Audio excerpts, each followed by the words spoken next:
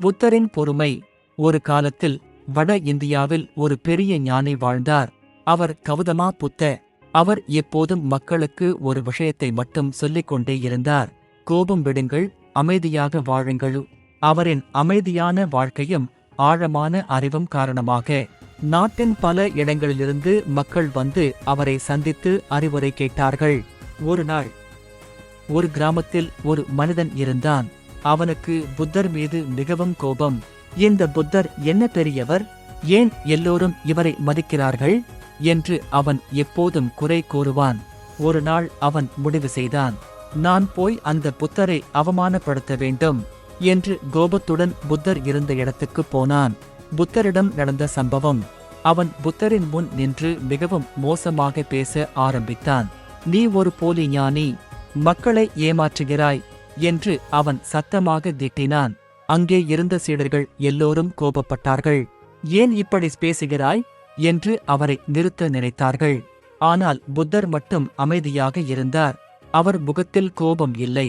அவர் சிரித்தபடியே அந்த மனிதனை பார்த்தார். புத்தர் கேட்ட ஒரு கேள்வி. அவன் பேசி பேசி களைத்த பிறகு புத்தர் மெதுவாக ஒரு கேள்வி கேட்டார். ஒரு மனிதன் மற்றொருவருக்கு ஒரு பரிசு கொடுத்தால் அந்த பரிசை அவர் வாங்கவில்லை என்றால் அந்த பரிசு யாரிடம் இருக்கும்? அந்த மனிதன் உடனே சொன்னான், அதை கொடுத்தவரிடமே இருக்கும். புத்தர் சிரித்தார். புத்தரின் பெரிய பாடம். புத்தர் அமைதியாக சொன்னார், நீ என்னை திட்டினாய், அது ஒரு பரிசு போல. ஆனால் நான் அதை ஏற்றுக்கொள்ளவில்லை.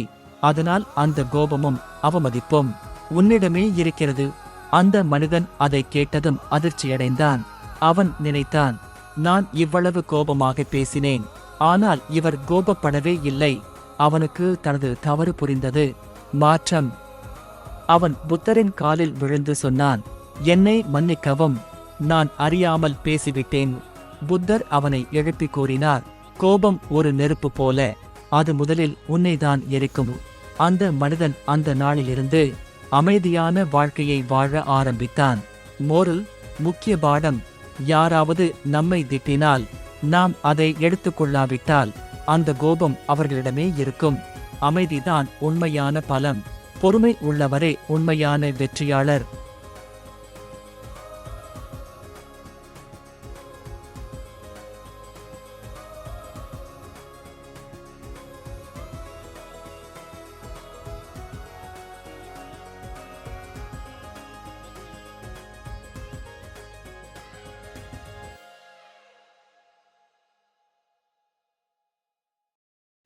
வணக்கம். இந்த ஸ்டோரி பிடிச்சிருந்துச்சுன்னா லைக் பண்ணுங்கள், கமெண்ட் பண்ணுங்கள், சப்ஸ்கிரைப் பண்ணுங்கள். வணக்கம் நண்பர்களே.